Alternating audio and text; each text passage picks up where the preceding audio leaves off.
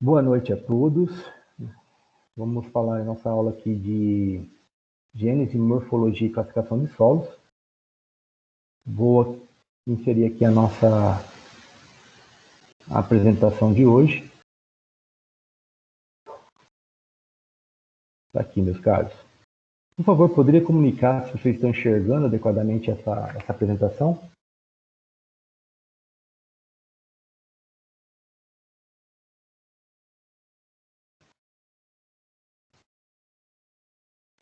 Então lá, pessoal, a aula de hoje ela é interessante por quê? Porque nós vamos começar a falar um pouquinho sobre morfologia do solo, ok?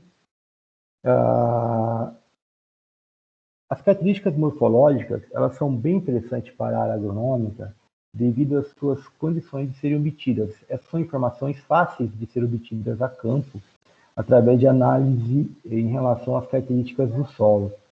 Porque a morfologia do solo, né, significa o estudo da sua aparência no meio ambiente natural, descrição dessa aparência, né, segundo as características visíveis a olho nu ou prontamente perceptíveis. O que significa isso? São informações extremamente extraordinárias, por quê?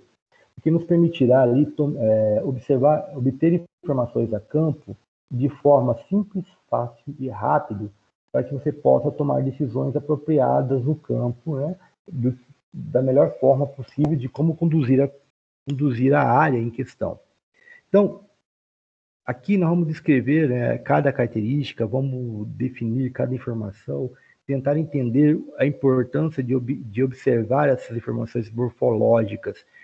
Normalmente, as características morfológicas são muito utilizadas nos critérios para a avaliação da classificação de solo, ok? Mas no dia a dia do usuário, né, no campo, do agrônomo no campo, lhe permite também usar essas informações para auxiliá-los na tomada de decisões de como praticar o melhor manejo da área em questão. Vamos lá. A morfologia, né, corresponde à anatomia do solo. O conjunto de características morfológicas constitui a base fundamental para a identificação do solo, que deverá ser completada com a análise de solo, né, na laboratório de solo. Então, o que acontece? Como a gente pode falar? A gente está falando de informações observadas a olho nu ou prontamente perceptíveis. Então, você vai usar duas características clássicas. Você vai usar a visão e vai usar o tato para poder caracterizar essas informações. Porque você vai poder identificar e caracterizar detalhes no solo que vai te ajudar ali a identificar algumas informações extremamente importantes no dia a dia. Existe um livro muito bom para ser consultado, que é o Manual de Coleta de Amostra de Solo, Manual de Coleta de Amostra de Solo, do Souza, de 2005. Esse livro é um livro bacana para ser obtido para leitura. Se eu não me engano, está disponível também no portal da Biblioteca Online, tem lá uma cópia na Biblioteca Online. Você pode acessar lá através do portal do AVA, discutir ali Biblioteca Online e lá buscar essa informação. Esse livro é bacana para vocês conseguirem verificar as caracterizações morfológicas do campo também.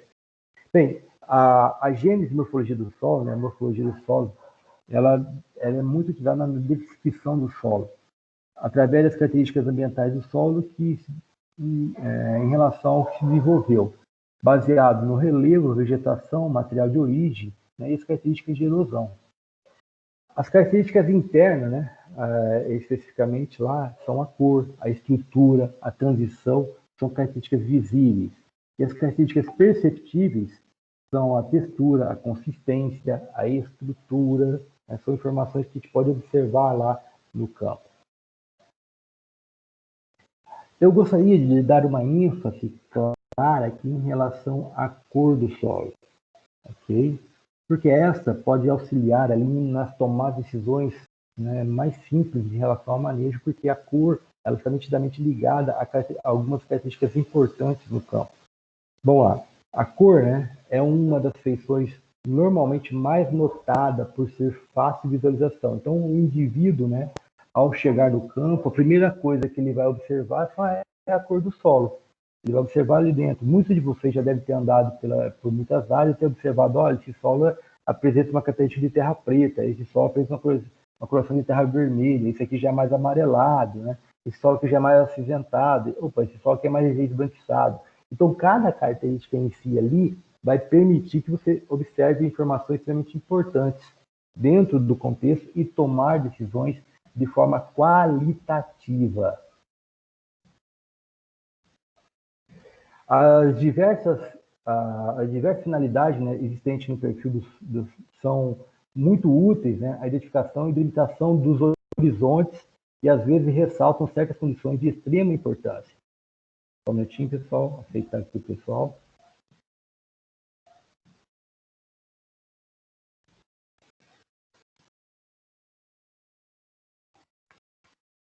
São ali identificação de extrema importância nas características do solo.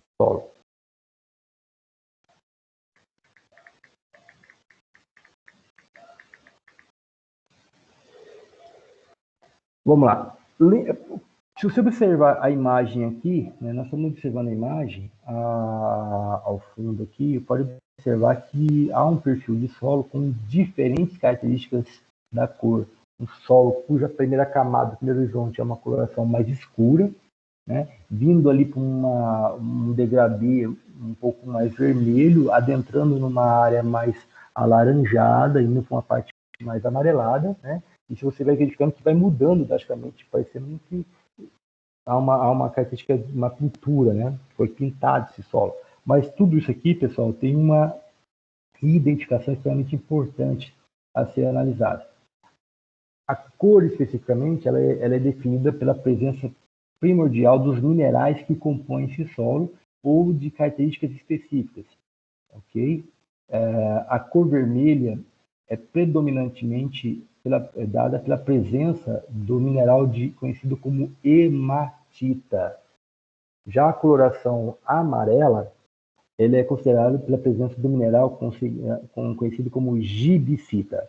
Ambos esses minerais são óxidos de ferro, sua coloração por presença de ferro. Então, o ferro, especificamente, né, ele vai ter uma influência muito grande na caracterização da cor dos solos, principalmente dos solos brasileiros, dos solos mato-grossenses. Por quê? Porque os solos são predominantemente ricos em óxido de ferro. Já a cor mais escura, mais preta, ela está inicialmente ligada à presença de matéria orgânica. Então, solos com terra preta, né, são solos muito ricos em matéria orgânica, ok? Já os solos mais esbranquiçados são solos cuja presença existe ausência de óxido de ferro, normalmente pode ter ali a presença dos óxidos de alumínio. Por exemplo, Perdão, eu me equivoquei ali, eu falei gibicita. Gibicita é óxido de ferro, óxido de alumínio. O amarelado é goetita, ok? Desculpa aí pelo equívoco. Na verdade, a hematita, cor vermelha, goetita, cor amarela, gibicita, cor esbranquiçada, pela presença do óxido de alumínio.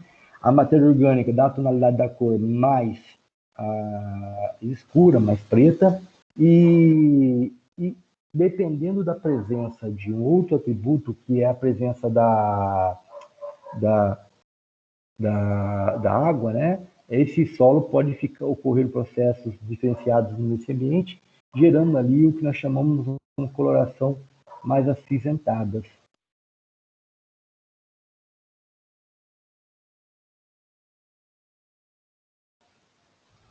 Ok? Então, a cor do solo, né, deve ser descrita por comparação com uma escala padronizada, e essa escala ali, a mais usada é a tabela de Mansell, ok? Que consiste ali em cerca de 170 pequenos retângulos com colorações diversas e arranjadas sistematicamente num livro de folhas descartáveis. A anotação da cor do solo é feita ali comparando-se com um fragmento ou um torrão de um determinado horizonte com num retângulo. Se não me engano, está aqui, isso. Essa aqui é uma ficha, né, da carta de Mansell. Se você observar em cima, você vai pegar um pequeno fragmento do solo, vai colocar ali próximo e vai fazendo por comparação E uma vez que você fazer a comparação, ele vai te dar as informações sucintas, ok? Ele vai apresentar para você a característica da matiz, que refere-se à cor pura, ok? Ela vai definir se ela é vermelho, vermelho amarelo ou amarelo. Normalmente a matiz, né, ela é dada em inglês, então ela vai estar R de red, red e yellow, ok? Então, são tonalidades. Professor, mas a cor vermelha e amarela, ela me parece mais com a coloração mais alaranjada. Sim, nós temos que entender que essa incorporação, ela varia na tonalidade de cor, que pode apresentar uma cor mais alaranjada, no entanto, para solos, nós definimos como cor vermelho-amarelo.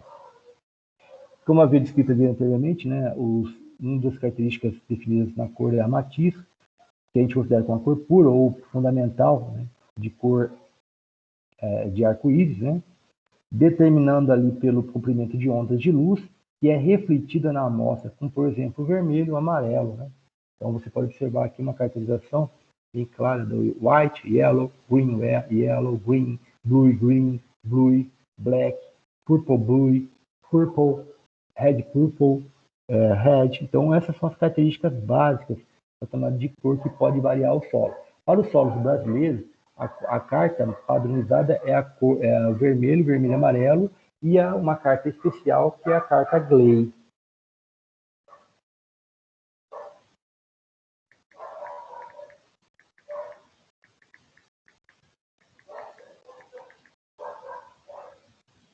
Ok? Então, seguindo aqui o raciocínio, né? Olha que dá para você observar melhor a carta de mostra aqui, tem uma imagem da carta, né? Ali a matiz 7,5YR, né? Soil Color Chart, né?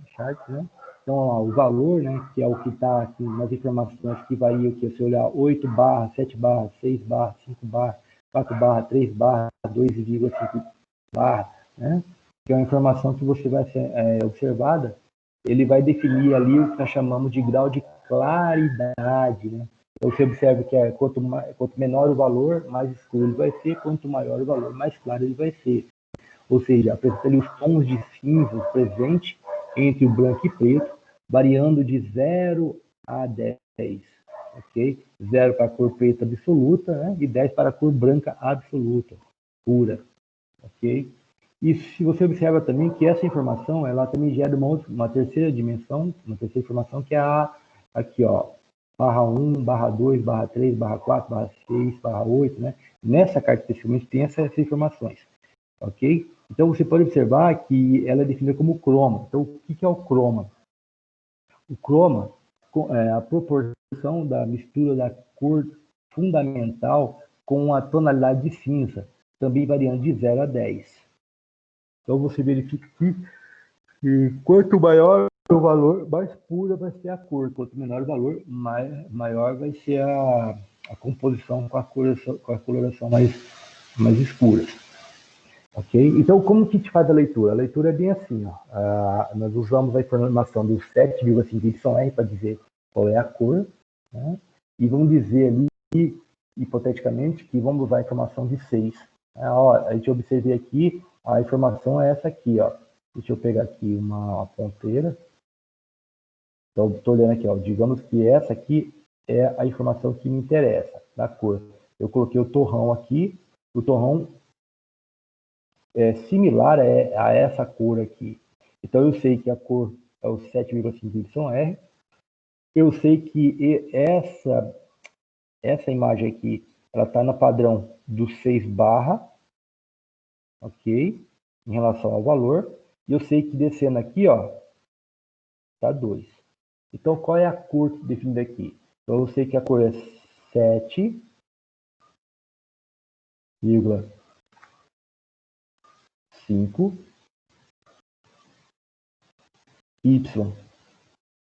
YR 6 barra 2. Então, a cor definida aqui vai ser definida aqui, ó, como 7,5YR 6 barra 2. Ok? Então, lembrando, né, que essa carta ela é usada para comparação. Você vai pegar o torrão ali e vai ficar comparando com cada uma dessas imagens ali. E uma vez que você definiu, observou essas imagens, você vai verificar. Então, é importante entender que a matiz, né, é o nome da cor, o valor é o brilho ou tonalidade, o croma é a relação da intensidade ou pureza da cor em relação à cor cinza. E aqui eu estou usando como referência ali, ó, o 10R barra 3 barra 4. Repetindo, 10R 3 barra 4. Um momento, por favor.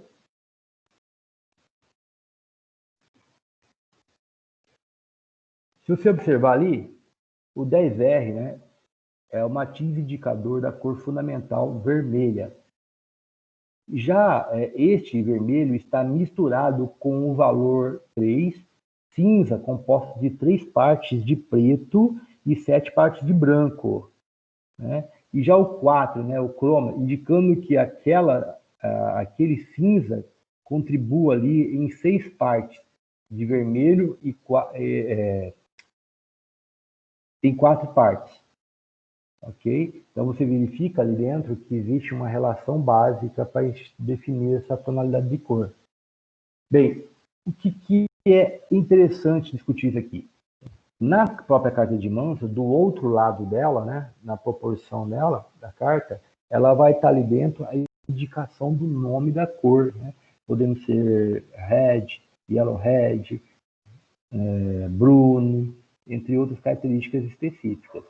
Pessoal, dentro deste contexto, eu vou indicar para vocês fazer uma leitura extraordinária, né, muito boa, utilizando o Manual de Pedologia do Solo, publicado pelo IBGE de 2015. Este material é extraordinário para fazer a leitura do capítulo que refere-se à cor do solo.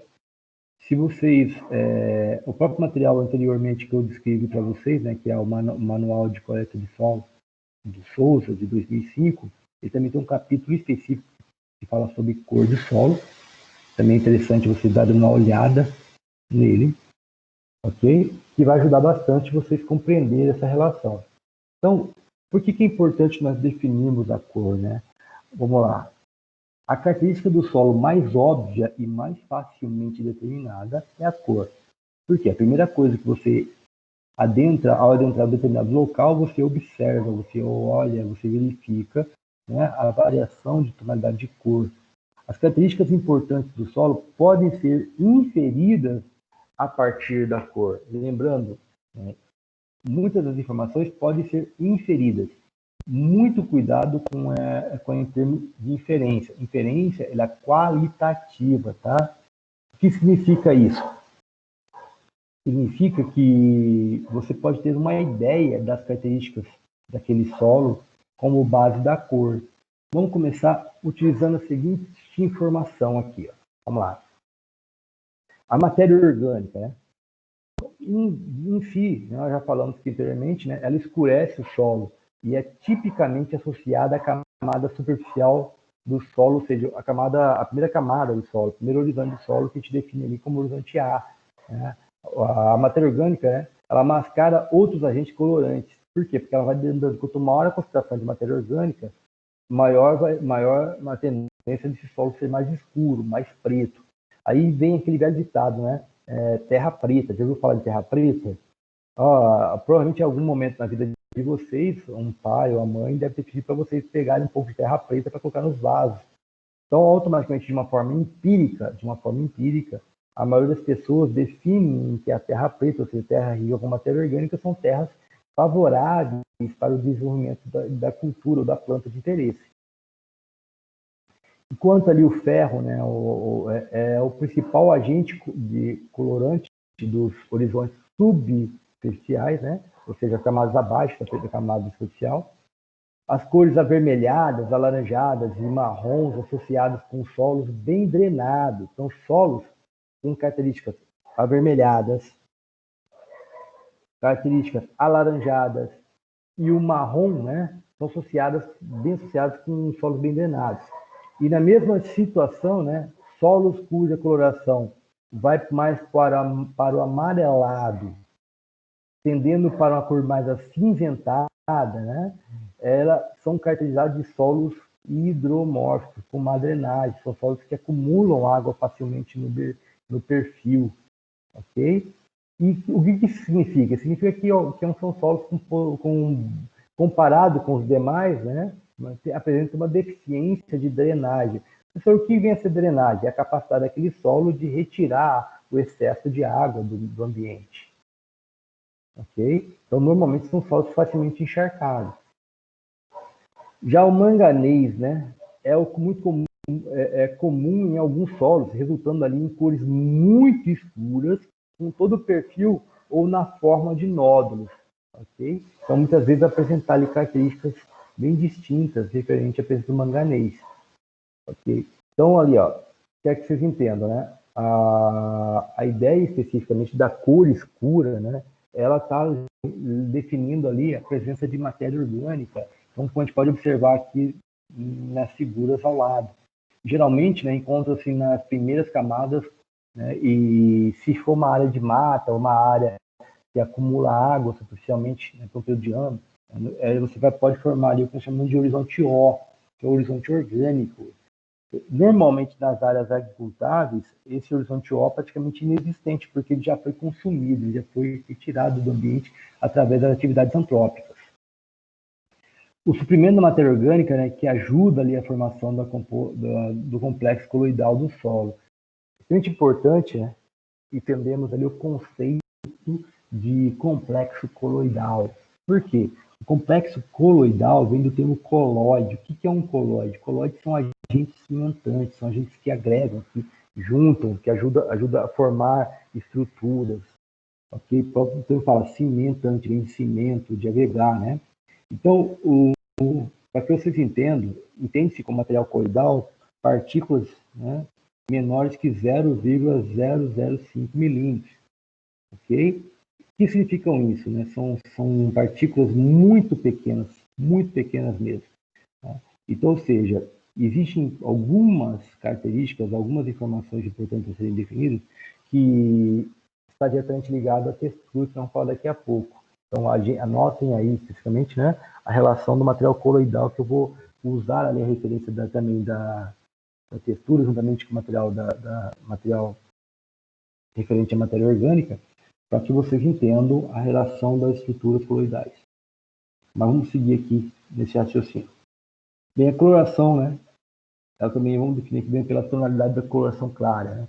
Solo com bastante quartzo. Né? O quartzo é um mineral primário. Né? Você já deve ter visto muitas pedras leitosas, ok? São pedras ricas ali dentro de quartzo, ou de onde esses solos branquiçados. Solo com bastante calcita, carbonato de cálcio, solo com bastante gibsita, sulfato de cálcio, sais solúveis, né, principalmente em relação de sílica, são solos cuja tonalidade de cor de solos são claras. Já solos com cores vermelhas, né, como já havíamos descrito anteriormente, são solos cujos tem a presença da hematita, presença de ferro não hidratado, ou seja, sem o hidrogênio.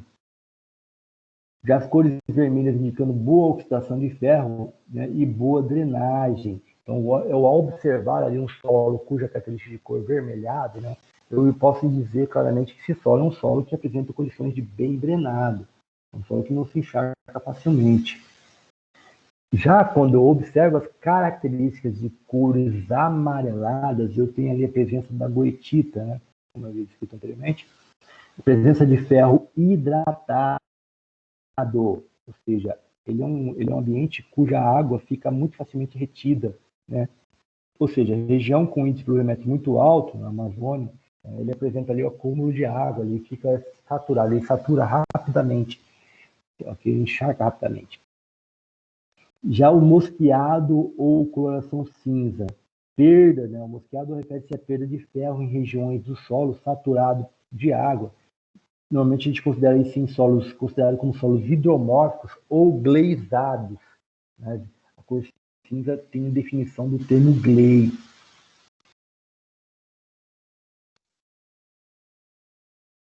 Ok?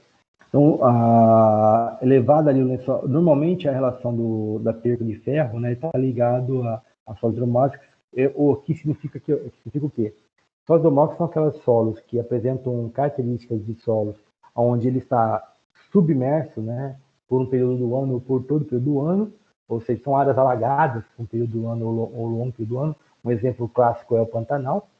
E apresentam também o que nós chamamos de lençol freático raso, né, que é normalmente a água do lençol freático ele fica mais próximo à superfície.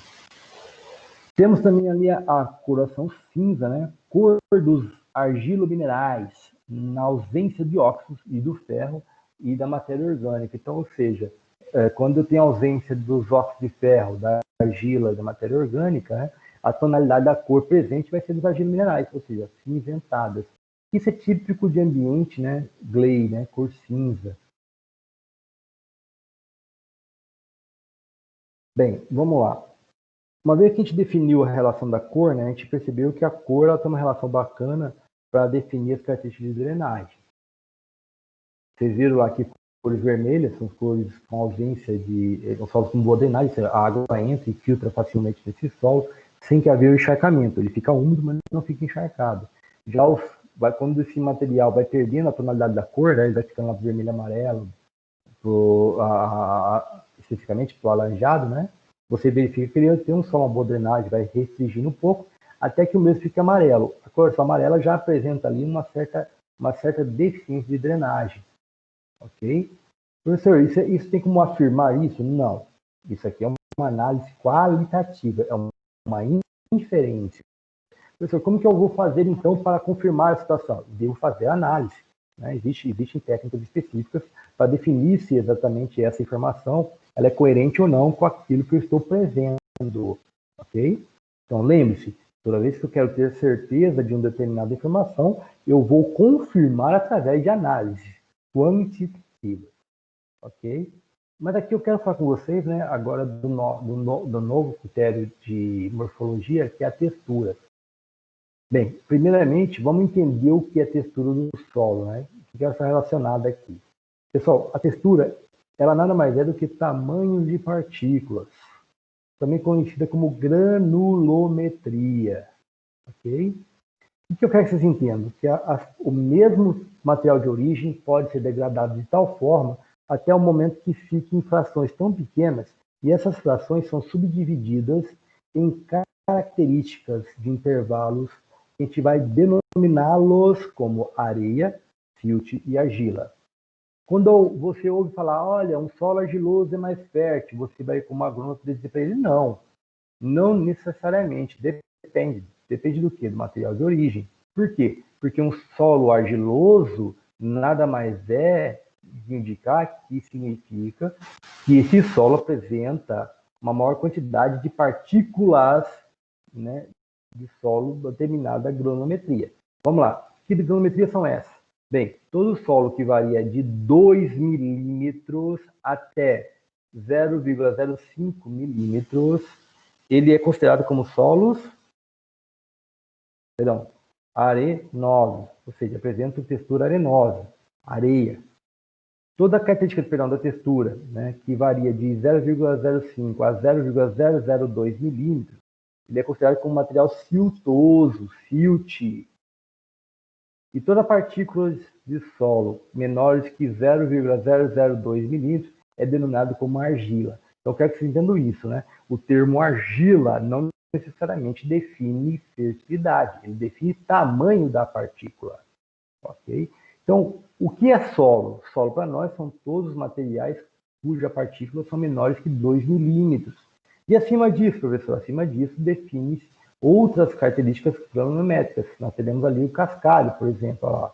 O cascalho, né, ele tem um tamanho específico ali de quantos milímetros? Então, proporcionalmente, você vê que são dimensões totalmente diferenciadas de um mesmo material. Bem, é importante vocês entenderem, né, que essas relações elas vão ser úteis em algumas tomadas de decisões no campo devido às suas características que podem favorecer ou desfavorecer a agricultura. No entanto, vamos lá, eu havia dito anteriormente que partículas de 2 milímetros, né, até menores que 2 centímetros, então nós temos ali o cascalho. O calhau vai de 2 centímetros a 20 centímetros, e o matacão maior que 20 centímetros. Então você tem ali a variação, olha, matacão, olha o próprio nome fala, matacão, olha o tamanho. Você tem um fragmento de rocha de 20 centímetros. Né? Ele recebe o nome de matacão por quê? Porque o próprio nome fala, né? Ele matacão. Né? Muitas vezes os nomes definidos são muitas vezes utilizados realmente devido a essas características muito óbvias. Né? Então, todas as partículas, fragmentos granulométricos, fragmento de rocha que varia de maior que 20 centímetros, né, é chamado de matacão. De 20 centímetros até 2 centímetros é chamado de cascalho. De 2 centímetros a 2 milímetros é chamado de... de 20 centímetros a 2 centímetros. De 20 centímetros a 2 centímetros é chamado de cascalho.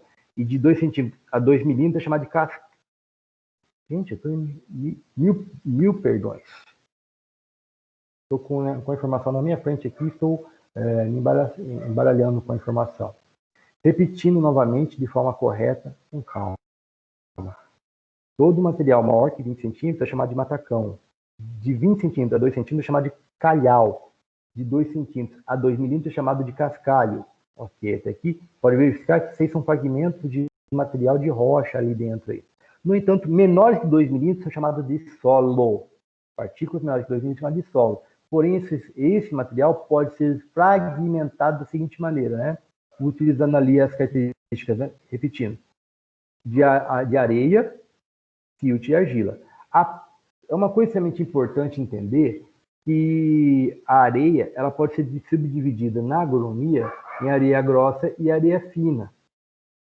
Ok? Mas se você observar aqui, ó, a areia não são partículas que vai menor que 2 milímetros até 0,05 milímetros. A diferença é que nós, dentro desse intervalo, nós subdividimos a areia em areia grossa e areia fina. Ou seja, de 2 milímetros a 0,2 milímetros, de 0,2 a 0,05 milímetros. Então, essa é uma subdivisão. A somatória dos dois é dada como areia. Okay? Continua sendo areia. A diferença é que nós subdividimos. No entanto, ali na análise volumétrica, né, apresentada no solo, pela escala do IBGE, essa escala é muito utilizada, principalmente pelo pessoal da engenharia civil, né? Ele subdivide a areia em algumas outras categorias, como areia muito grossa, média, fina e muito fina. Então, se você observar aqui, ó lá, a variação da areia continua a mesma, ó, de 2 milímetros até 0,05 milímetros. A diferença é que dentro dessa faixa foi subdividido a areia, dizendo que todo material, né, grosseiro, que vai de 2 milímetros, né, até 1 milímetro, é chamado de areia grossa. De 1 milímetro a 0,5 milímetros é chamado de areia grossa. De 0,5 a 0,25 é chamado de areia média. De 0,25 a 0,1 é chamado de areia fina. De 0,1 a 0,05 é chamado de areia muito fina. Depois se mantém ali, né, de 0,05 a 0,002 continua sendo silt. E de 0,002 menor que a situação é chamado de argila. Ok? Então isso aqui eu quero que vocês entendam. O principal fator aqui que eu quero que vocês entendam é que textura define-se tamanho de partículas. E uma vez que você define o tamanho de partículas, você pode caracterizar a informação, né? Baseado em quê? Baseado em tabela de interpretação. Então, a tabela de interpretação básica, né, de concentração, ela se baseia no teor de argila. Então, ao analisar, né, o resultado de uma análise de solo, você pode observar a seguinte característica, né, em termos de porcentagem. Olha, se o teor de argila do meu solo for menor que 15%, o solo predominante naquela área é considerado como textura arenosa. Se o teor de argila variar de 16% a 35%, esse solo é denominado como textura média ou franca. Se o teor de argila variar de 36% a 60%, é considerado como textura argilosa. E maior que 60%, né, é considerado com textura muito argilosa. Ok? Anotem essa informação. Por quê, professor? Porque essa informação é a informação básica que vocês utilizarão no cotidiano de vocês quando conversarão com um produtor rural ou qualquer pessoa no campo. Olha, esse solo é argiloso. Por que ele é argiloso, professor? Porque ele apresenta teor de argila, né, através da análise física do solo, que varia de torno de 36% a 60%. Ok? Mas, professor, por que o senhor falou que através da análise física do solo? Porque para determinar a quantidade de solo, a quantidade da argila, né, é preciso fazer análise laboratorial.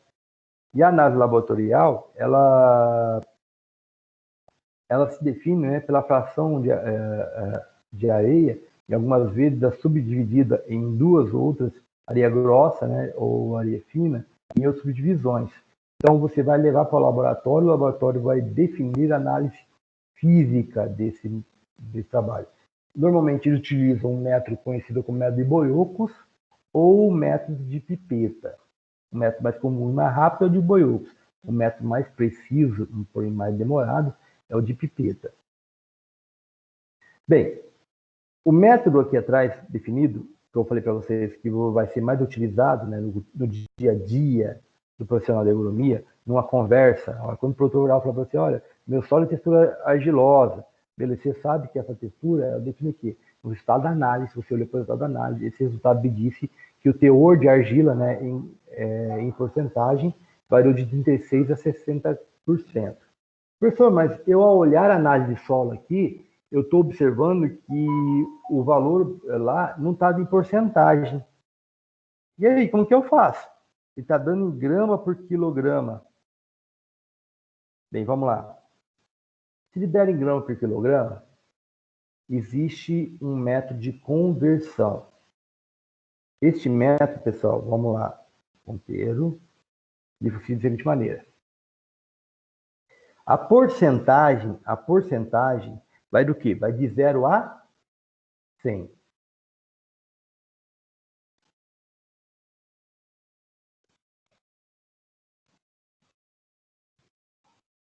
Beleza? Porém, ele pode estar dando, né? Vou colocar aqui porcentagem para vocês entenderem. Porém, ele pode estar dando em grama por quilograma. Grama por quilograma. Professor, o que isso significa? Significa o seguinte, quantas gramas tem 1 quilograma? Tem 1000.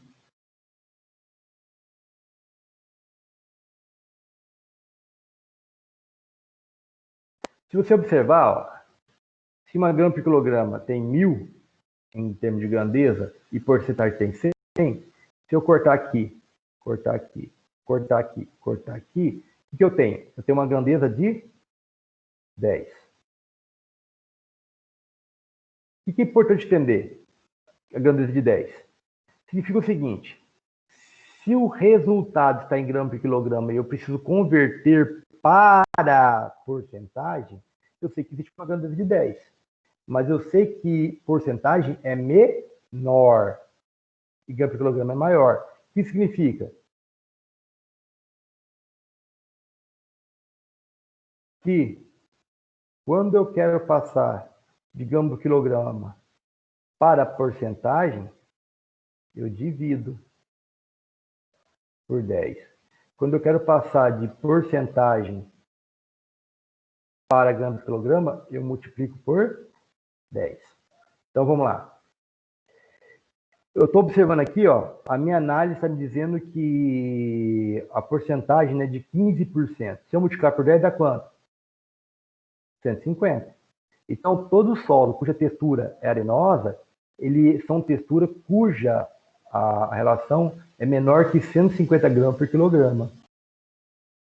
Toda vez que eu tiver um solo cujo teor de argila variar de 160 gramas por quilograma a 350 gramas por quilograma, eu posso considerá-lo como textura média ou franca.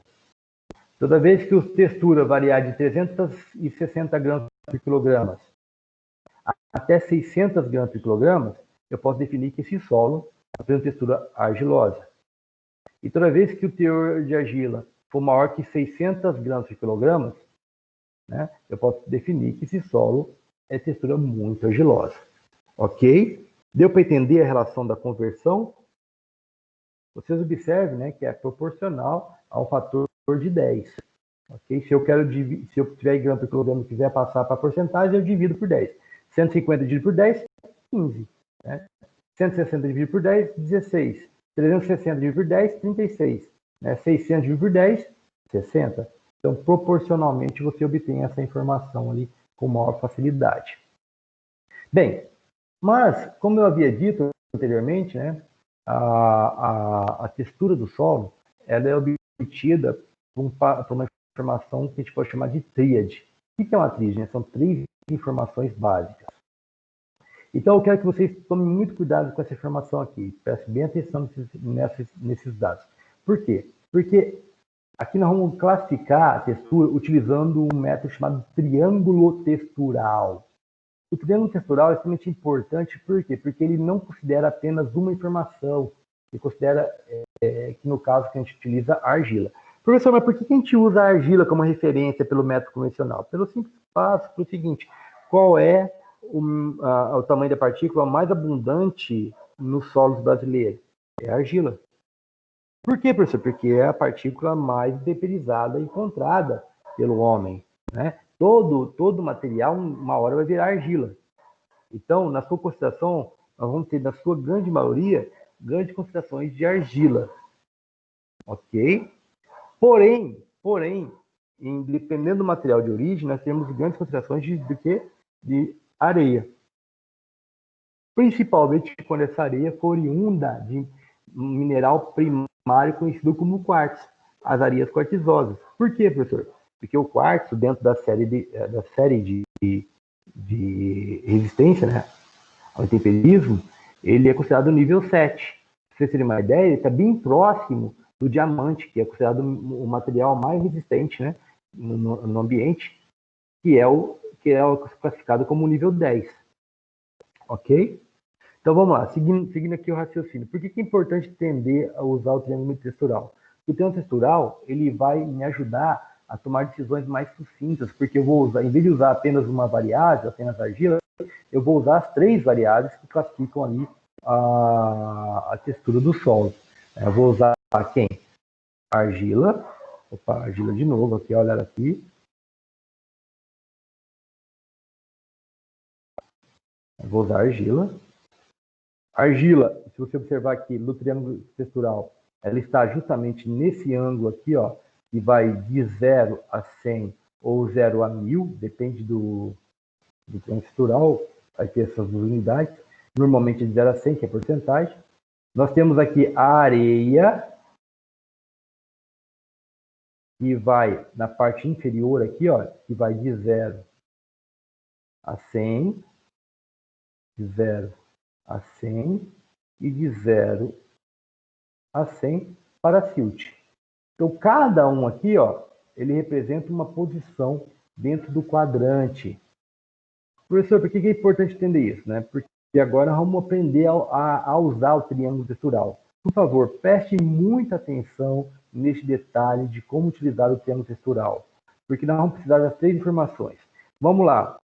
Eu tenho aqui, ó, um exemplo clássico, né? Que é 200 gramas por quilograma de argila. Se eu dividir por 10, vai dar 20. Eu vou ter aqui o exemplo de 200 gramas por quilograma de areia, se dividir por 10 dá 20.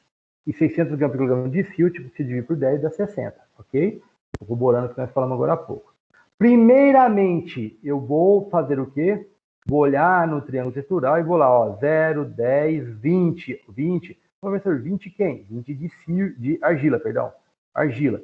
Vou traçar aqui, olha aqui, ó, vou usar isso aqui, ó. Vou traçar aqui, ó, uma linha reta, horizontal perfeita, né? Aqui eu estou usando o mouse aqui, ele não vai ficar perfeito, mas tem que ser uma linha reta. Se sai 20 aqui, gente, olha aqui, do lado de cá, se vai de 0 a 100 aqui, qual é o valor que vai bater aqui exatamente a reta? 20 para 100, falta quanto? Falta 80. Então, este valor aqui, ó, vai ter que passar exatamente do valor de em torno de 80. Ok? Para você ter certeza que a sua linha correu adequadamente na horizontal, né? Saiu de 20 para 80. O que vale é 20, tá? O 80 aqui é só para a gente usar como referência para cruzar a reta. Qual é outro valor? 20, né? De areia. Professor, onde de areia? Tá embaixo, ó. 0, 10, 20, ó. Tá vendo aqui, ó? Numa linha né, na transversal que sai da direita para a esquerda, você perceber aqui, ó, existe uma linha padronizada aqui, olha que bacana, né? Você vem aqui, ó, vai sair aqui. Qual é esse valor aqui, ó?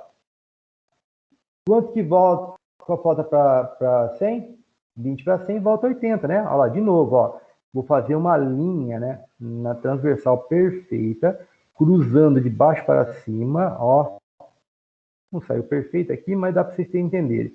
Ele já houve intersecção, não houve intersecção aqui? Fantástico.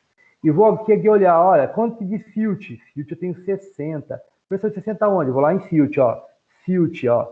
0, 10, 20, 30, 40, 50, 60. Professor, batendo 60 aqui. Quanto que vai ter que ser o valor quando ele cruzar aqui, ó, na transversal? Vai ter que ser 40. Por que, professor? Porque 60 para 100 falta quanto? Falta 40. Então vamos fazer uma linha transversal de cima para baixo, né? Seguindo uma reta perfeita de 60 para 40, né? Ficou bem turco, ficou muito feio aqui, mas dá para se entender, saindo aqui de cima para baixo, cruzando uma linha reta, vocês vão ver que vai haver uma intersecção bem aqui, ó. Havendo intersecção, se você observar embaixo aqui, ó, tá vendo esses quadrantes aqui, ó? Se vocês observarem aqui bem, deixa eu tirar isso aqui, ó. Um momento. Vou descartar essa informação aqui. O que interessa aqui, ó. Se você observar aqui, ó, tá vendo? Existe uma linha mais grossa. Essa linha mais grossa, ela define a área ao qual vai ser dada o nome da textura, né? Olha que bacana, né? Tem outra linha aqui, ó. Lembra que agora há pouco cruzou bem aqui, ó? Então aqui tem um nome definido aqui, essa característica, essa informação. Se você observar aqui, ó, no quadrante de cá, está bem esse eixo aqui, ó. Esse eixo aqui, ó, define o quê? Define solos mais siltosos, ok? Esse eixo aqui, ó, define solos mais argilosos. E esse eixo aqui define solos mais arenosos, ok? Mas ela tem definição. Por que é importante entender isso? Porque aqui você leva em consideração as três características. Você não fala mais que ele é apenas um solo. Ele é um solo arenoso, argiloso, né? O siltoso. Agora você vai falar o seguinte, olha, eu cruzei a informação aqui, eu pude observar, ó, que ele caiu no franco siltoso. Franco siltoso. Ok? O que significa isso? Significa que ele tem material mais silt, né? Um intermediário que varia de 0,05, né? Até 0,002 milímetros. É a predominância, é um solo mais predominante. Não significa que ele não tem areia, que não fica interagindo, mas a predominância é de silt. Ok? Se vocês observarem aqui no material aqui embaixo, né? Isso significa o quê? Ó? Olha aqui, ó. Dentro do triângulo estrutural, né? Areia, silt e argila, seguindo ali esses parâmetros. Quando tem areia ali, eu tenho uma granulometria mais grossa. Quando eu tenho silt, eu tenho uma granulometria intermediária. Quando eu tenho argila, eu tenho uma granulometria mais fina, né? Um material mais fino aqui para ser trabalhado. Então, o que é importante entender aqui? Vamos lá. A areia, gente, a areia, ela tem uma característica muito importante também para definir a relação até mesmo do acúmulo de água, né? Por quê? Porque como a areia é um material mais grosseiro, ela apresenta-se ali uma condição de espaçamentos maiores, né? Porque um grânulo em cima do outro, são maiores, então ele vai formar um material, né, espaços maiores. Esses espaços maiores definem o quê? Definem ali uma capacidade de interação que nós chamamos de macroporos, uma concentração de maior concentração de macroporos e uma pequena concentração de microporos. Esses poros, né, nós vamos estudar daqui a pouco, falar um pouquinho sobre eles caracterizam especificamente o quê? Caracteriza-se o ambiente que permite maior infiltração de água e de ar, né, dentre as partículas de solo. Então, quanto maior a quantidade de macroporos, mais facilmente a água percola, né, infiltrando facilmente. Esse solo não encharca facilmente. Já os solos de textura intermediários, solos mais siltosos, né, esse solo ali vai ter uma concentração meio mediana entre a infiltração mais fácil da água e um pouquinho de retenção. Como assim retenção, professor? Porque quanto mais fina for esse solo, no caso do silt, maior é a capacidade desse solo reter, segurar, manter a água, né? Então, você vai ter uma influência, uma pequena influência em relação a essas características. Porque lá nos solos mais finos, eu tenho maior concentração de microporos e menor concentração de macroporos. Professor, mas toda a informação sobre a textura que o senhor passou anteriormente, ela é dada como uma caracterização analítica, né? Eu preciso analisá-lo, né? E eu preciso quantificar, então eu vou fazer uma análise quantitativa. Mas eu estou querendo saber das análises morfológicas. E uma análise morfológica, né, eu vou ter que usar o tato, vou ter que usar a visão. Como que eu faço para determinar as características específicas do solo em relação ao tato, né? Então, vamos lá. Para determinar a campo, né, você vai usar a sensação do tato ao esfregar ali no polegar e indicador a amostra de solo um pouco úmido, ok? Então, o que é importante você entender? Quando você pega o solo um pouco úmido e vai trabalhar entre o indicador e o polegar, você vai analisar algumas características importantes, né? O termo de aspereza, seja áspero, né, mais grosseiro. E neste caso, você vai analisar de forma qualitativa. Você vai poder dizer que esse solo apresenta uma característica de textura mais arenosa. Porém, quando você trabalha, né, no tato, observando essa análise, você vai verificar que ele pode apresentar uma característica de sedosidade, de seda, né? E o solo com textura filtrosa. Já os solos que apresenta ali um material mais grudento, né, com um pouco úmido, né? Ou se você pegar ali, né, e trabalhar com ele na mão, você vai sentir ali quando seco, né, como se fosse um pó bem fino, parecido com aquele pó de talco, né? Ele é considerado como textura argilosa, ok? Olha que bacana, você está lá no campo, você está observando, fazendo uma visita a campo, você não conhece nada da propriedade rural, você pode simplesmente, né, observar algumas informações básicas baseadas ali na característica morfológica. Você pega uma pequena quantidade de amostra de solo, faz ali a manipulação entre o polegar e o indicador, sentindo essa informação, e você vai poder dizer, olha, eu sei que esse solo aqui é argiloso, siltoso ou arenoso. Você tem uma noção. Até um pouco tempo atrás, né, você não sabia nada sobre a área. Agora, pelo menos a textura, você já tem uma noção. Ok? Diferentemente da textura, nós temos o que nós podemos descrever como estrutura do solo. Ok? Não confunda textura com estrutura. Textura é o tamanho das partículas. Estrutura é a forma ao qual essas partículas estão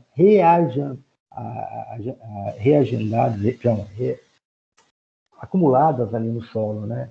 Arrumadas no solo. Então, a estrutura é um modo do arranjamento, né, das partículas de areia, silt e argila no solo, formando ou não agregados. Nós vamos verificar se apresentam ou não estruturas, separados por superfícies de fraqueza. O que é superfície de fraqueza? Facilmente soltos, né, com a leve pressão na mão.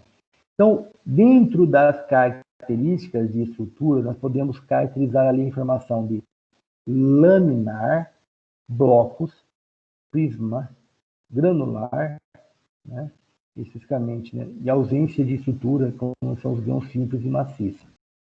Bem, dentro da caracterização da estrutura, pessoal, novamente eu indico a vocês ali, novamente, o Manual de Coleta de Solo do Souza, ou o Manual de Pedologia do Solo do IBGE. O Manual de Pedologia do IBGE está disponível na internet, se você jogar ali dentro, você consegue baixar ele rapidamente. Vai ter lá o capítulo de estrutura do solo, né?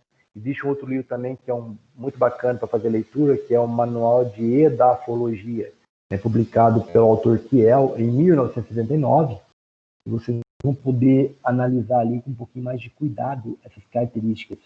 Por quê? Porque o material granular, né, grãos, são materiais separados. Se for grão simples, né, grãos simples eles são soltos. Você facilmente manipulado, você pega na mão e parece estar solto ali.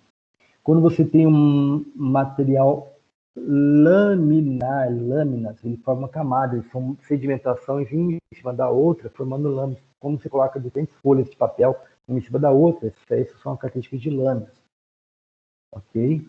Nós temos também o que nós chamamos de blocos. Os blocos nós podemos subdividi-los em blocos angulares e subangulares.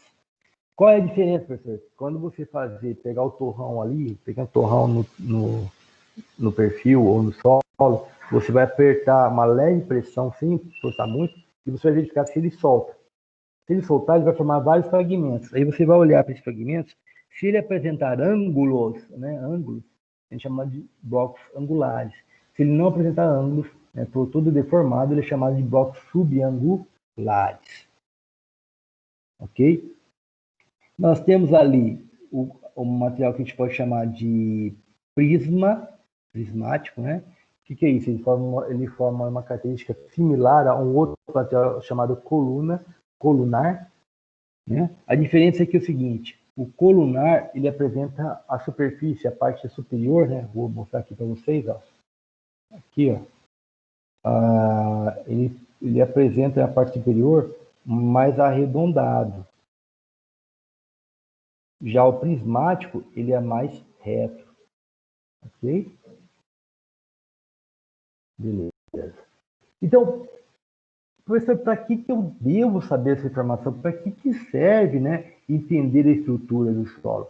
Quanto melhor e maior a consideração da estrutura desse solo, melhor são as características desse solo em relação ao armazenamento de água. Por quê, professor? Porque são nessas estruturas que são armazenado a água, que será utilizada por quem? Pela planta. Nós dizemos que essas estruturas são pequenas caixas d'água. E lá você precisa trabalhar e precisa verificar qual que é o predomínio, né, da estrutura naquele ambiente e para poder definir, olha, essa área aqui apresenta determinadas características de uso que me permitirão ali trabalhar adequadamente, já que as estruturas, né, me permite ali uma manutenção de água no sistema por um período de tempo, desde que eu respeite, né, o método mais adequado para aquela área e para esse tipo de estrutura. Se você observar aqui, ó, o prismático, né, a estrutura aonde as partículas se arranjam de forma de um prisma, com faces de arestas, né, sendo ali sua distribuição preferencialmente ao longo de um eixo vertical e de limites laterais. Entre as unidades são relativamente planos, portanto, as dimensões verticais são maiores que as horizontais. Se você observar aqui, ó, esse aqui é um perfil, esse perfil está ali dentro demonstrando as características, né, formando o prisma, olha só, ele forma um material bem interessante, cabeça bem achatada, ok? E te permite entender que aqui vai acumular, é um solo que acumula bastante água, ok? Essas informações você pode observar, são obtidas aqui, ó, também nesse site, né, nesse link aqui, do Linkshare.net, né, do Joyce Leandro Arruda, Morfologia do Solo. Esse é um link bacana que você pode obter essa informação. Okay? Se você olhar com muito cuidado, né, esses dados, né, para examinar ali, escrever a estrutura do solo, retira-se ali um determinado horizonte, né, do torrão do horizonte, e você vai olhar para esse torrão, você vai caracterizar essa informação, você vai verificar qual é a predominância nesse ambiente. Depois de separado, verifica se a sua formação do tamanho, o grau de desenvolvimento ou a coesão dentre esses agregados. Okay? É importante entender, pessoal, que até mesmo a própria Embrapa, né, ela caracteriza essa informação como extremamente importante. Por quê? Porque ela gera ali uma condição extraordinária.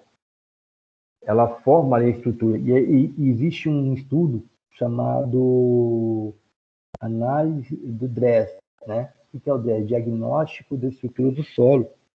E essas estruturas, ele não precisa estritamente se fazer ali para toda a camada. Ele faz apenas, o DRESS ele faz um estudo de estrutura para a camada 0 a 20, para verificar a predominância das estruturas desse solo, para verificar se a sua atividade, né, que está sendo executada naquele local, ela está sendo adequada, propícia. Ok? Pessoal, alguma pergunta?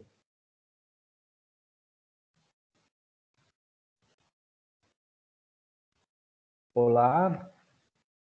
Não. Estão entendendo o que eu estou falando? Eu estou tentando falar o mais pausado possível, tentando explicar ponto a ponto aqui, ok? Eu estou referendando a vocês algumas informações muito importantes, que são acesso aos livros, né, de importância para este tipo de informação, ok? E dentro do próprio portal, né, eu já lá coloquei para vocês várias informações que são favoráveis à informação, né, ligada à estrutura do solo, a textura do solo, a cor do solo. Voltando aqui, né, essa informação para a gente poder discutir, né, é importante que vocês entendam que a resistência do solo em alguma força, né, tende ali a rompê-los.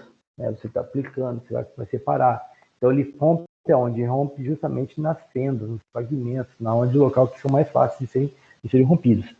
E é estimada ali o que nós chamamos de pressionando-se um agregado ou terreno um determinado horizonte do solo entre os dedos, para você definir ali essas características importantes. Já a consistência do solo é o que nós chamamos de, normalmente determinado em 3 estados de unidade: o molhado, úmido e seco. O molhado, vamos estimar o que nós chamamos de plasticidade e a pegajosidade. Já o úmido, para estimar a friabilidade, né? E o seco, para estimar a dureza. Okay? Dentro de uma análise de solo, eu vou fazer uma pergunta bem simples. Vocês acham que é mais fácil você obter a informação do solo úmido ou a informação do solo seco? Vamos lá, pessoal. Se eu estiver observando uma análise morfológica do campo, é mais fácil obter a análise do solo úmido ou a análise do solo seco? Úmido. Úmido, parabéns, muito boa colocada. Por quê? Porque mesmo o solo estando seco, eu posso levar um recipiente e umedecer esse solo, não posso? Mas se o solo estiver úmido, eu consigo secá-lo? Já é mais difícil, concorda? Então, normalmente, as inferências de observação no campo, o de praxe é úmido. No entanto, se for possível obtê-lo a seco, é extremamente importante fazê-lo. Por quê? Porque você precisa entender como que é o comportamento daquele solo, ou seja, como que esse solo varia, né? Tem a variação naquele ambiente de acordo com as características, né? De molhado. O que é molhado? Está encharcando ele. Úmido. Úmido é você coloca ali até a capela de campo, e esse solo fica friável. Friabilidade, gente, friável, é o termo que você precisa decorar, saber de cor salteado e saber identificar no campo. Por quê? Porque é aquele momento que o solo está úmido, ele está fácil de ser moldado, mas ele não gruda. Este é o melhor momento do solo úmido que permite que você tome a decisão de trabalhar os maquinários agrícolas. Por quê? Porque se você colocar as máquinas agrícolas nesse solo, o que vai acontecer? Os implementos agrícolas, ele não vai grudar nos implementos agrícolas. Então, você vai trabalhar bem nessa área. Deu para entender? Já o solo mais molhado, quando ele está fora da faixa do friável, né? Ele vai estar plástico, pegajoso. O próprio fala pegajoso, ele vai grudar, ok? Então você precisa saber se esse solo tem um padrão de ser muito pegajoso ou pouco pegajoso. Você precisa entender essas características para você tomar decisões em relação ao manejo mais propício. Professor, mas como que faz isso? Vamos lá. Vamos estimar aqui uma probabilidade de uma análise. Eu cheguei no campo, eu coletei uma amostra, um torrão no solo, né? Eu vou manusear essa amostra de solo da seguinte maneira: vou trabalhar com ele, vou apertar ele, vou ver se ele seco, se está mente duro, né? Repetindo, macio, duro, muito duro. Então, macio é que eu apertei, ele farela muito facilmente. Duro, ele tem uma resistência. Muito duro, eu posso apertar com muita força e ele não vai romper. Ok? Aí eu vou lá, aplico um pouco de umidade nesse solo, né? Esse solo está friado, facilmente maleável, consigo moldá-lo e esse solo não está grudando no meu mal. Beleza, esse é um momento Muito importante para entender isso. Mas se eu me descer um pouquinho mais, vai me permitir fazer o que nós chamamos de rolinho. Você vai trabalhar, moldar esse solo na mão e vai verificar as informações, ok? Essa forma de moldar, né? Essa forma de moldar essa informação, ela é importante por quê? Porque ela vai te dar ali uma inferência muito importante em termos da capacidade de se trabalhar esse solo. E se você souber caracterizar essa informação, você ainda pode trabalhar até mesmo a textura desse solo. Por quê, professor? Porque o ato de você trabalhar, né, e esse solo não formar não ser possível ser moldado, eu posso dizer que esse solo tem muito teor de areia. Por quê? Porque a areia ela não molda, né? Ela não consegue moldar. Ela tem que ser muito argilosa para ela ter um molde muito bacana, né? Então, se eu umedecer e fazer um molde, né? Conseguir fazer um rolinho. Depois que fizer o rolinho, eu tentar fazer uma leve inclinação, né? Uma leve inclinação.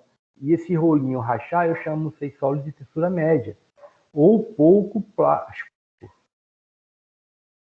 Se eu fizer o rolinho, e este rolinho, né? Eu conseguir moldá-lo, né, de forma que fazer quase um U, né? Eu vou chamar esse solo de plástico. Porém, se esse solo conseguir ser moldado a mais de um U, eu vou chamá-lo de muito plástico. Você está falando que se conseguir ser mais moldado, mas qual que é a referência? Bem, a referência do limite da plasticidade está no processo que esse material vai rachar. Se ele rachou, é o limite máximo dele, então ele não consegue ser caracterizado isso. Já a pegajosidade nada mais é do que você umedecer esse lençol com um pouco mais de água, ele fica mais no dentro. E você vai moldar entre indicador e polegar e você vai tentar verificar se ele forma ali uma liga. Né? Se ele não grudar no meu dedo, eu chamo ele de não pegajoso. Se ele só grudar no meu dedo, levemente pegajoso. Se ele grudar e formar uma leve liga, né, entre os dedos, não havendo separação, eu chamo de pegajoso. Mas se eu fizer uma liga e eu conseguir abrir quase 1 centímetro de distância do polegar e do indicador, eu posso dizer que esse solo é muito pegajoso. Ok? O grau de desenvolvimento da estrutura, né? Então eu posso falar sem estrutura, maciço, grão simples, com estrutura fraca, né? Isso refere-se ao quê? Refere-se à unidade de estruturas, na maioria, né, destruídas no ato de sua remoção do perfil. Então, o material de estrutura ele rompe facilmente no material, moderado, né? Resistência de manipulação leve, né? Então eu consigo manipular ele levemente, não precisa aplicar muita força. E forte quando eu preciso ter uma resistência de degradação muito forte. Ele é muito duro, separa-se os agregados sem a ocorrência de material. Então essas características me ajudam ali a observar, né, e tomar decisões mais propícias em relação a esses dados. Pessoal, alguma pergunta?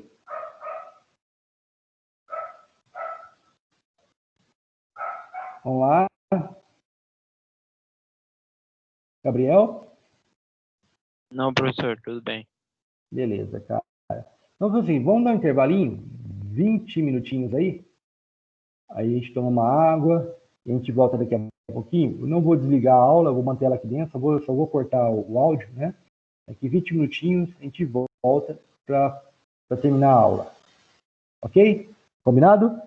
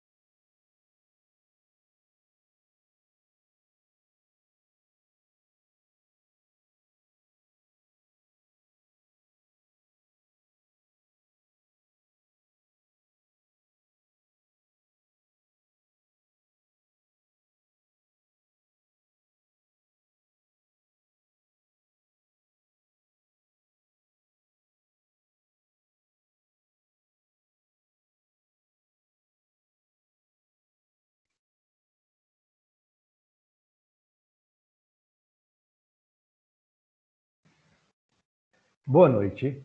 Voltamos, pessoal. Então, estamos todos aqui? Podemos continuar? Seguindo aqui o raciocínio, pessoal, vamos lá. Sim, Ótimo. Nós estamos falando sobre ali a relação, né, do grau de desenvolvimento da estrutura, ok?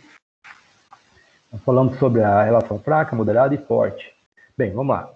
O grau de consistência varia não só da função das características mais fixas do solo, tais como a textura, estrutura, agentes cimentantes, etc., como também o teor de umidade existente. Nós temos o solo seco, né? A gente vai analisar pela dureza ou tenacidade. A gente vai avaliar se ele é solto, lembrando, ele tem que estar seco, macio, ligeiramente duro, muito duro, extremamente duro. Então você vai colocar entre os dedos. Né? Se ele esfarelar na mão, ele é solto. Macio, ele molda um pouquinho ali, ele consegue trabalhar, você consegue trabalhar um pouquinho com ele, mas ele não fica na sua mão, ele não tem resistência nenhuma. Ligeiramente duro, ele tem uma leve pressãozinha para poder romper e soltar. Duro, ele se apertar entre o indicador e o polegar, você vai identificar que tem uma certa resistência, mas ele facilmente ele destorrou. Muito duro, ele já começa a uma necessidade de pressão um pouco maior, e extremamente duro é quando você coloca uma pressão muito grande e praticamente quase não consegue romper ali o torrão. Já os solos úmidos, né, que nós trabalhamos que nós chamamos de friabilidade do solo, a gente pode discutir a seguinte informação, né? Solto, né, ele, mesmo úmido, ele é solto, típico da areia, né?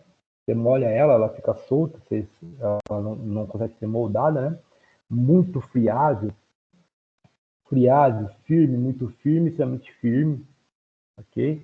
Então, te fornece ali as informações baseadas nessa relação. Então, o modelo friável, né, o intermediário ali, ele é o que nos interessa em termos de manejo agrícola no campo. Então, temos também o solo molhado, que relaciona a plasticidade e a pegajosidade. Não plástico, né, ligeiramente plástico, muito plástico. Não pegajoso, ligeiramente pegajoso e muito pegajoso, ok? Essas informações eu vou fazer o seguinte, eu vou colocar um vídeo para vocês no portal, para que vocês possam usufruir, né, dessa informação, mostrando como é o ato de executar ali a identificação dessas características, ok? A porosidade do solo, né? Baseada ali, o que é a porosidade do solo? A porosidade do solo é uma característica muito interessante, que são os intervalos, são as partículas, são aqueles vãos, né? Os buracos entre uma partícula de solo e outra, os espaços existentes entre as partículas sólidas e entre os agregados do solo, identificada ali pelo tamanho, podendo ser definido como muito pequeno, médio, grande, muito grande, e quantidade, né? Pouco, comum e muito, dos macroporos visíveis. Então, você vai olhar ali dentro, você verifica se é possível observá-los. Note-se que a determinação da morfológica do solo, né, somente são observáveis, né, os poros visíveis, não havendo a possibilidade de estimar a porosidade total do solo, macroporos não visíveis e microporos, ok? Então, para definir ali, estimar a porosidade do solo, é necessário que se faça uma análise laboratorial referente a isso. Normalmente, isso é muito utilizado para áreas para definição, especificamente para irrigação, e principalmente quando você trabalha na parte de construção rurais. Ok? Além das características morfológicas, podem ser determinadas também características ambientais do local, como o perfil do solo, né? Muitas vezes você pode definir ali a concentração, a quantidade de pedregosidade, rochosidade, relevo local e regional, ok? Temos também a definição das erosões, né? Erosão, drenagem, vegetação, raízes, precipitação de raízes, fatores bióticos concentrados ali no local a ser observado. Então, dá uma olhada, né? A gente tem uma grande quantidade de informações que nos permite tomar decisões, né, dentro do contexto agronômico. Voltando aqui à apresentação da câmera. Ok? Então, deu para perceber a quantidade de informação importante, né? Deixa eu observar aqui, eu acho que tem um livro aqui que eu gostaria que vocês vissem. Ok. Aqui. Esse já aqui é mais antigo, né? Não sei se vocês conseguem enxergar, eu também. Esse é um bem antigão, que é o Manual de Descrição de Coleta do Solo do Souza. Esse aqui é de 84. Eu tenho também o de 2005. Vale a pena fazer uma boa leitura, que ele descreve essas informações, né? Além desse material, tem aqui a carta de Mansell, né? A carta de Mansell, como eu havia mostrado para vocês especificamente, né? As relações básicas da leitura das informações. Como eu disse para vocês, né? Na lateral aqui, ó, dá para você enxergar. Eu vou colocar um pouquinho mais próximo da lente. Embaixo tem a numeração, né? As ações, né? Relacionadas à edificação, e tem os nomes das cores para serem colocadas. Aqui, ó, nós temos o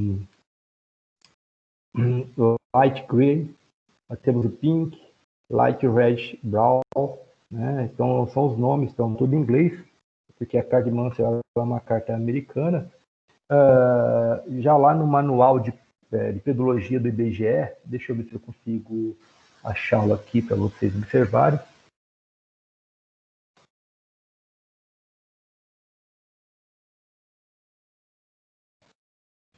Aqui, ó, achei ele. Deixa eu ver se eu consigo demonstrar para vocês. Só um minutinho. Esse livro está disponível na biblioteca do IBGE, né, .gov.br. Estou aguardando aí que ele baixar para confirmar se é esse mesmo livro que eu vou solicitar que vocês façam uma leitura dele. Um momentinho.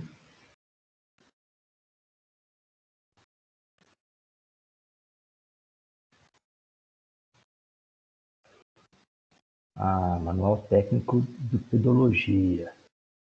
Segunda edição, 2007, esse. Ok, esse mesmo. Beleza. Eu vou abrir aqui para vocês a apresentação dele, para vocês enxergarem, para ver qual que é. Ok. Vamos lá. Aqui.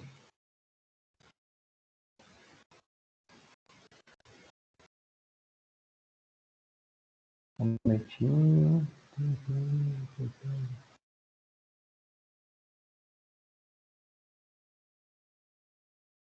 Achei aqui.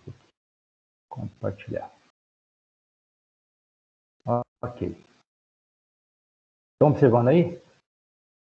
Olha lá, o Manual Técnico em Geociências, né, a quarta, o número 4, né? Ele falava Manual Técnico de Pedologia do Solo. Vamos usar aqui o mouse para decidir. Lá, Instituto, né? Eduardo Nunes, presidente, tal. Esse material está disponível no portal. Esse é 2007, tem mais novo ali, se você olhar. Ali as características, Manual de Pedologia, né? Pequeno histórico do Brasil. Aqui fala sobre umas informações que nós vamos usar mais para frente, especificamente, né? Alguns dados. Eu preciso que vocês entendam, né, as características relevantes à informação. Vamos lá. Quero falar de textura, estrutura. Está bem no início aqui desse livro.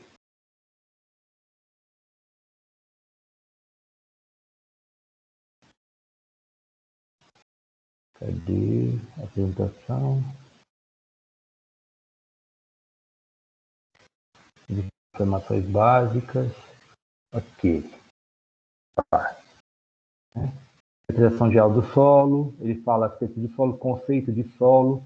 Solo Solo é uma coletividade de indivíduos naturais na superfície da Terra, eventualmente modificado ou mesmo constituído, né, pelo homem, contendo ali matéria orgânica viva e servindo ou sendo capaz de servir a sustentação de plantas ao ar livre. Em sua parte superior, né, limita-se com o ar atmosférico ou águas rasas. Lateralmente, limita-se gradualmente totalmente com a rocha consolidada ou parcialmente desintegrada, água profunda ou gelo, e o limite inferior é talvez o mais difícil de definir, mas é o reconhecido, né, como o solo deve se excluir o material que mostre pouco efeito de interação no clima, organismo, material originário e relevo através do tempo. Fala ali sobre os conceitos, né? Solo, soloactone, aloctone. Então, são informações que nós já falamos. Okay? Fala um pouquinho sobre descrições morfológicas, né, das características dos perfis. Essas relações são importantes que vocês façam uma boa leitura dela. Fala aqui também, eu quero chegar aqui, relação, isso aqui depois a gente vai discutir um pouquinho mais sobre a relação de transição.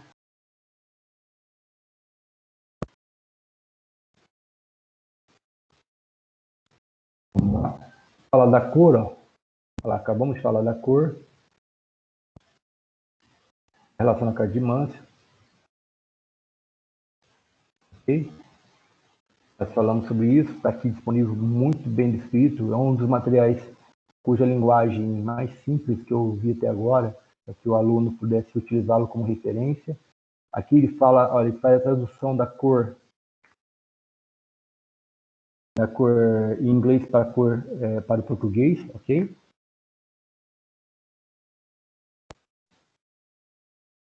Fala sobre características importantes, morfológicas, fala sobre a granulometria lá, sobre textura, comenta sobre o triângulo textural, o que nós acabamos de falar aqui, ok? Em guia de interpretação, ótimo. Fala um pouco sobre a relação das estruturas, granular, laminar, prismática, informações sobre aqui, ó, prismático lunar, fala sobre a estrutura blocos biangulares, angulares, médios, pequenos, grandes, tamanho relacionado. Então essas informações estão aqui à disposição de vocês.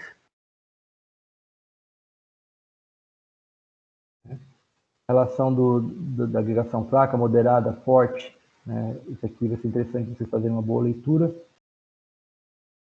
Microestruturas, consistência, tudo bem definido aqui. Por que é interessante esse livro do IBGE? Porque esse mesmo autor aqui, que conduz aqui, ele é o mesmo autor que escreveu ali o Manual de Coleta de Solo. Descrição ali do Souza, que é o Souza especificamente, ok?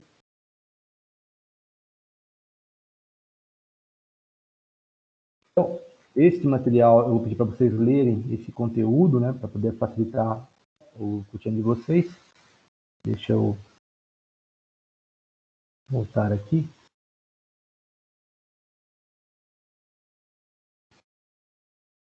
Aqui, beleza.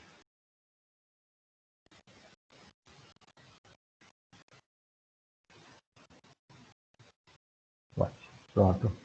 Então a pergunta é, né, alguma dúvida referente ao conteúdo, né, referente à relação das características morfológicas do solo?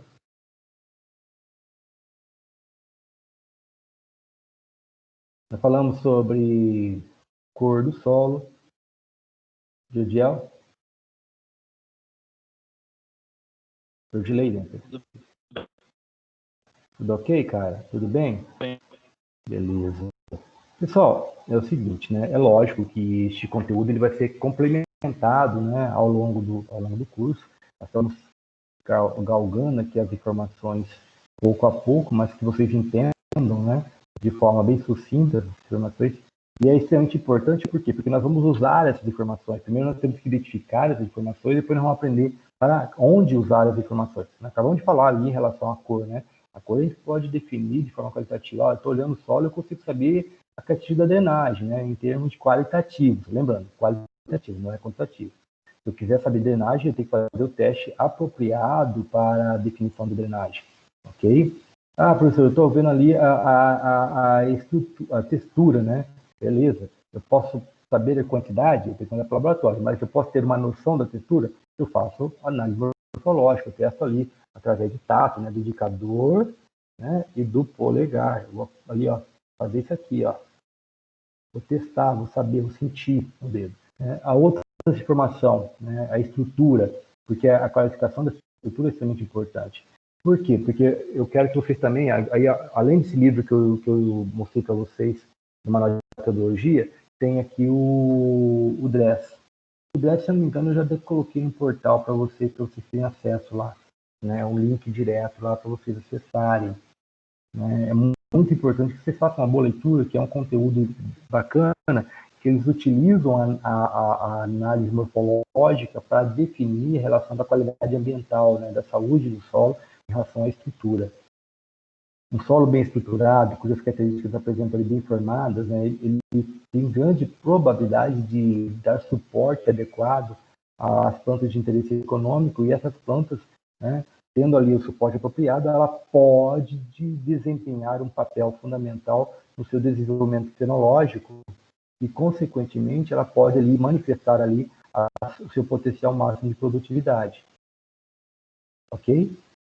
Então, em relação à aula de hoje, né, eu acho que o conteúdo ministrado seria esse, para a gente finalizar essa aula de hoje. E, como eu disse a vocês, né, já foi lançado uma nota parcial no portal. Eu estarei essas semanas adentrando, colocando mais material para vocês lá, já no portal, e, consequentemente, vocês terão aí a possibilidade de agregar mais nota ao longo da semana, para que a gente possa completar aí essa etapa. Combinado? Por favor, todo o material que está no portal tem que ser feito, tem que ser lido, tem que ser observado com antecedência, né? Para que vocês não fiquem prejudicados em relação ao conteúdo. Vocês perceberam que tem uma quantidade de conteúdo muito boa, muito bem definido lá dentro. Ok? Algum questionamento? Pessoal, a partir de agora eu estou desligando ali a gravação de vídeo, ok?